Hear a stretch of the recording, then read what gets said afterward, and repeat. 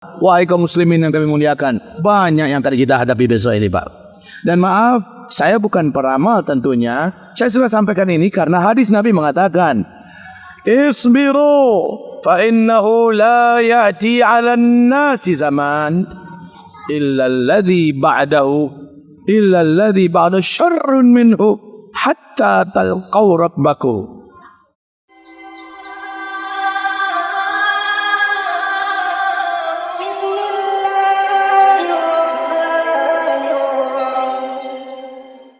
Wahai hamba-hamba Allah yang kami muliakan, kami cintai, ini bahwa apa yang akan kita hadapi tidaklah akan lebih ringan daripada sebelumnya. Maaf ya Pak ya, Ibu, agak terpaksa saya menyampaikan, tidak akan lebih baik Pak. Kesulitan hidup, bencana, fitnah, kegaduhan, huru-hara, petaka, musibah-musibah, penyakit-penyakit, perang, kehancuran ekonomi, krisis makanan, krisis moral akan terjadi di mana-mana. Jadi ini berat. Lihat saja. Apa yang saya sampaikan di tahun yang lalu, saya sempat ngaji lagi di daerah Pekanbaru, sekarang kejadian. Apa yang saya sampaikan sekarang, insya Allah tahun ini akan terjadi Pak. Serentak di mana-mana perang. Mana perang melemparkan rudal, memang tembak-tembakan pakai komputer, pakai teknologi canggih. Banyak negara dan kota-kota yang akan hancur. Di samping dengan bencana-bencana alam serentak terjadi krisis, kelaparan ekonomi, hancur dan sebagainya. Dan ini berdampak berat kepada kita. Wallahi, sungguh demi Allah, yang paling berat menjalani ujian inilah orang-orang yang tinggal di kota-kota. Saya menyampaikan agar kita siap-siap. Persiapan terbaik itu adalah iman, amal soleh, doa, dan berbungkuskan sabar. Bermodalkan sabar. Nah, ada yang lain. Rasulullah bersabda di akhir zaman, hujan akan mendatangkan bencana-bencana. Hari inilah ada kejadiannya Pak. Bencana-bencana di Tiongkok, bencana-bencana di India, ini dari hujan ya. Bencana-bencana di Jepang, bencana-bencana di Vietnam, ini banjir semua. Bencana-bencana di negara Eropa, banjir. Hujan datang ternyata bukan membawa rahmat, tapi membawa musibah, kata Rasulullah. Juga Rasulullah pula yang bersabda, sallallahu alaihi wasallam, bahwa nanti kalian semua pada masa itu akan menemukan banyaknya haraj. Wa kathural haraj. Pada masa itu kata Rasulullah, sebanyak sekali haraj. Para sahabat bertanya, apa itu haraj ya Rasulullah? Apa itu haraj ya Rasulullah? Nabi menjawab, haraj itu adalah pembunuhan di mana-mana, perang di mana-mana.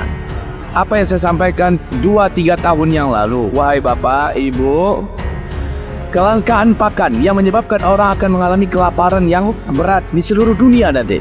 Banyak aktivitas tidak berjalan, kebun-kebun telantar, pertanian dan peternakan akhirnya rusak dan hancur, tidak bisa dipanen. Ditambah dengan bencana alam, maka hari ini menegangkan 12 negara penghasil biji-bijian terbesar di dunia tidak berani lagi mengekspor biji-bijiannya karena dipertahankan untuk internal negara tersebut. Indonesia selama ini 64% mengandalkan satu-satunya impor dari Cina. Dan Cina hari ini tidak bisa lagi memproduksi karena mereka sibuk menghadapi bencana, menghadapi petaka, menghadapi virus, dan menghadapi persiapan perang. Ditambah rakyatnya makin sengsara sekarang ini, maka tidak ada lagi yang bisa kita impor. Duit juga nggak ada, kita terbelit utang yang hebat. Laut Cina Selatan sedang menggelegar. Wahai kaum muslimin yang kami muliakan, banyak yang akan kita hadapi besok ini Pak. Dan maaf, saya bukan peramal tentunya. Saya sudah sampaikan ini karena hadis Nabi mengatakan, Isbiru fa innahu la ya'ti 'alan nasi zaman illa alladhi ba'da syarrun minhu hatta talqaw rabbakum. Senjata kalian pada masa itu kata Rasul di akhir zaman adalah isbiru, bersabar, bertahanlah kalian. Terus merapat kepada Allah, terus banyakkan sujud, banyakkan angkat tangan, tawakal pada Allah Subhanahu wa taala. Ada masa itu nanti kata Rasulullah, hari-hari yang kalian jalani lebih buruk daripada yang telah kalian lalui. Hari-hari yang akan kalian datangi lebih berat dan lebih buruk dari yang sedang kalian jalani. Tidak ada pilihan lain umat ini kecuali ismiru. Yang tidak sabar dia akan hanyut, yang tidak sabar dia akan jatuh, yang tidak sabar dia akan murtad, yang tidak sabar dia akan putus asa, yang tidak sabar dia bunuh diri, yang tidak sabar akhirnya melakukan perbuatan syirik, minta tolong pada dukun dan setan, yang tidak sabar akan melakukan apa saja sampai menggadai akidah, yang tidak sabar pada masa itu, kata Rasulullah. Banyak yang akhirnya berguguran. Senjata kamu pada masa itu hanya satu, isbiru, bersabarlah. Maka saya katakan tadi, ini panen. Yang sebelumnya masih agak nanggung-nanggung, maka besok dia akan hanyut karena begitu kuatnya banjirnya erosi akidah yang menghantam. Ibarat tsunami, kelasnya udah kelas kayak tsunami Aceh, begitu tinggi dan kuat. Ibarat badai ini badai topan yang paling mengerikan. Kalau pegangannya nggak kuat, kalau seandainya pondasinya tidak kokoh, maka dia akan hanyut, dia akan terbawa arus, dia akan terbawa terbang oleh beratnya ujian. Karena Allah berfirman tentang petaka yang hebat itu datangnya kepada kita baghtatan. Apa itu baghtatan?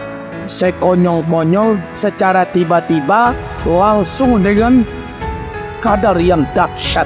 Maka Rasulullah SAW menyebutkan, man sarrahu ayyastajiballahu lahu inda syada'idi wal karib falyukthirid du'a inda ra'a.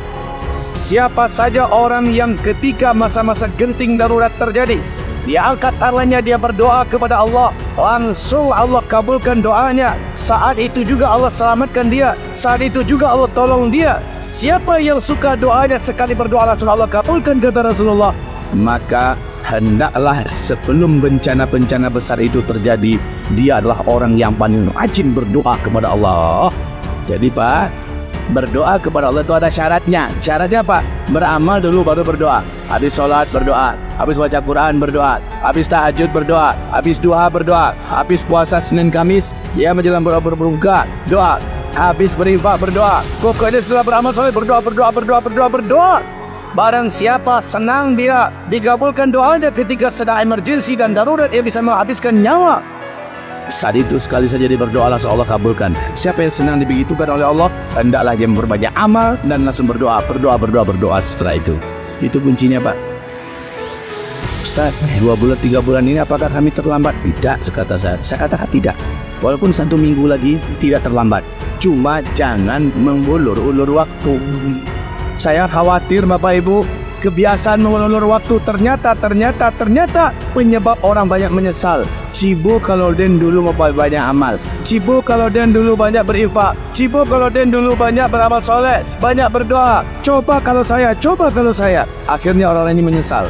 Wahai hamba-hamba Allah yang kami muliakan dan kami cintai, ini bahwa apa yang akan kita hadapi tidaklah akan lebih ringan daripada sebelumnya.